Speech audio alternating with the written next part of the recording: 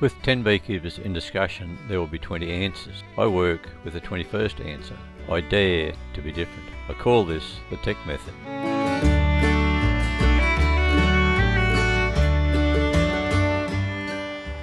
Yeah, we're over at our Gumdale site and just about ready to start checking our hives to see how they're going. Hopefully there'll be enough honey in the top supers to extract again. Looks like we've got some Chalkbrood disease. You can see the mummies that are out on the front landing board where the bees have taken them out of the cells and left them out on the landing board.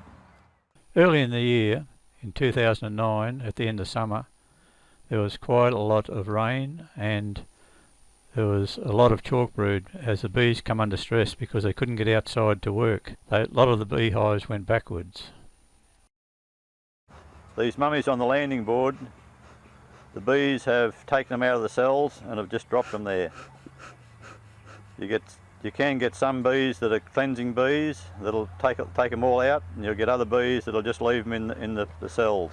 Yeah, well, it's young brood that hasn't developed, and the disease is taken over in the cells, and then the bees will, as I say, if they're cleansing type bees, they'll remove those mummies out of the cells and outside of the hive. Other bees will just leave them in there, and that can overtake the hive. Right, we're getting now into the inside of the hive. A little bit of brood. Subscribe to learn more. A little bit of brood. They're only working the one side of the brood.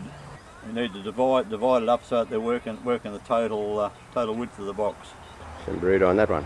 Yeah, you get more brood as we get over this left-hand side or right-hand side. Yeah. Right, there's a mummy that I've just pulled out. This frame here has got quite a few mummies in it. It looks like they have been pulling them out. So what we'll do here, I'll pull these out and help them to clear it. Mummies can be all different sizes because they're at all different stages.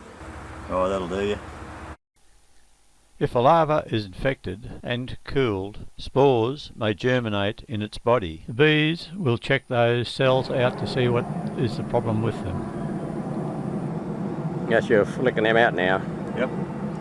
I'll just help get rid of them out of the cells. There's in this particular frame, there's quite a few chalkbrood mummies in here. Do they cap the mummies? No.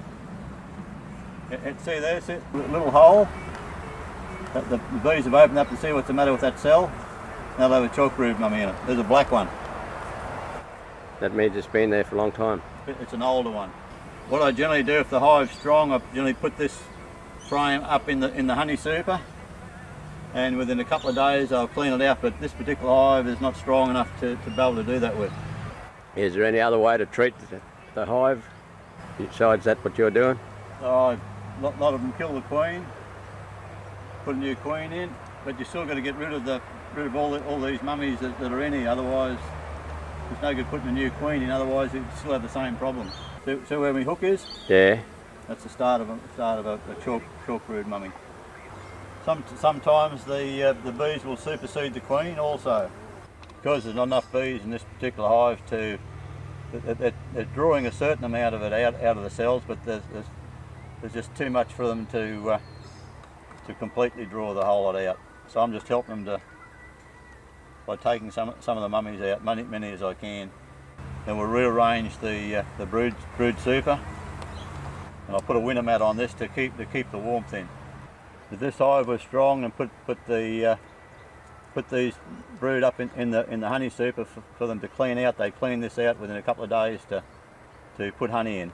It's been in the brood chamber, it'll just get left there until they just gradually do it, or they could go backwards altogether. When bees come under stress, whether it is by reduced numbers in bees or by wet weather, chalkbrood can become a problem.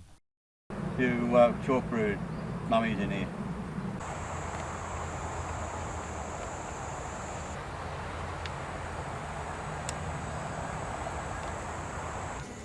Yeah. What I do now is I wash my hands because the Chalkbrood disease is contagious. That's the tool that I use for pulling out my Chalkbrood mummies. It's a piece of spoke from a wheel, sharpened to a point, and a slight curve on the end.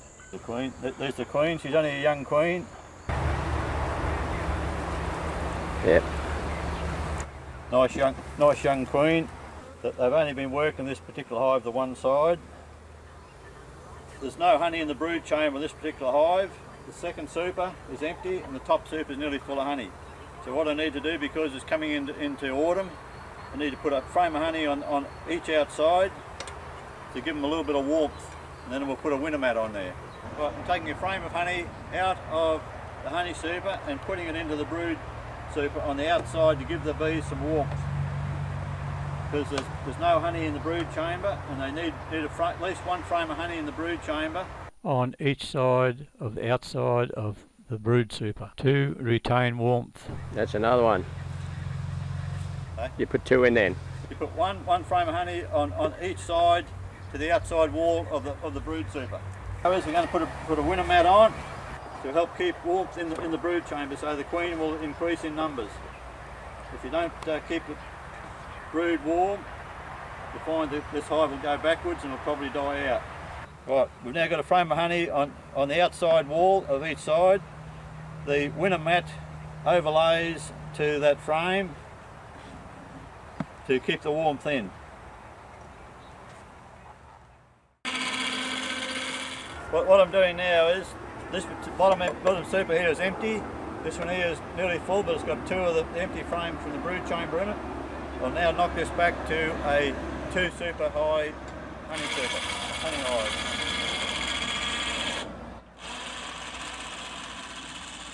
You probably won't see them, but look on top here. That's what fell out as soon as I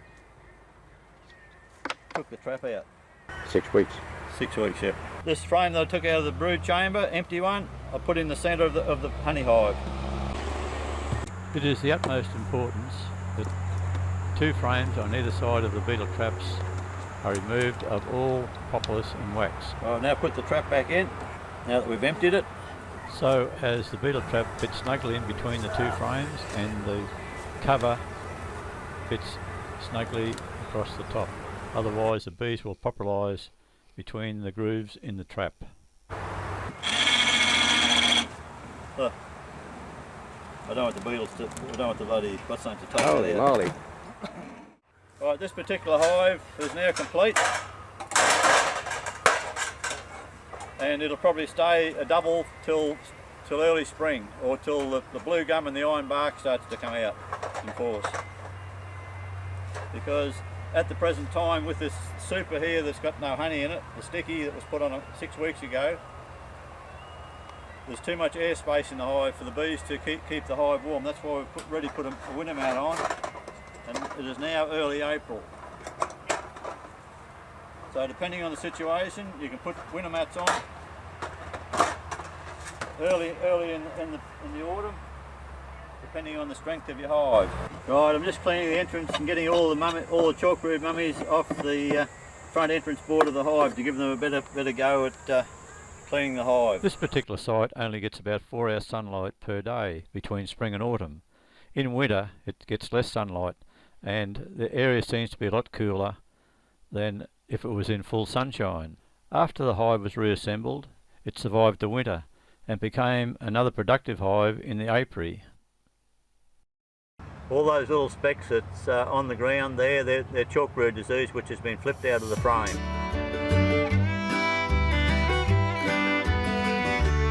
Please like, subscribe and click the bell to my channels.